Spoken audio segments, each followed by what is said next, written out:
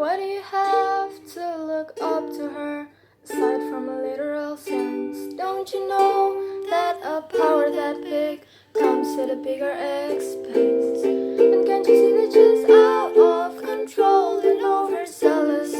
I'm telling you for your own good and not because I do it for her. And you would do it again. You do it for her, that is to say, you do it for him. It's over, isn't it? Isn't it? Isn't it over? It's over, isn't it? Isn't it?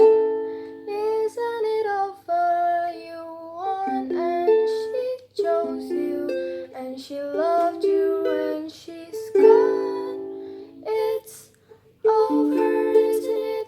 Why can't I move on?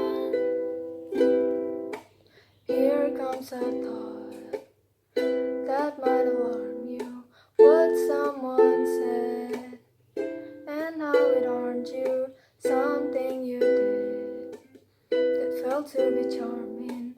Things that you said are suddenly swarming.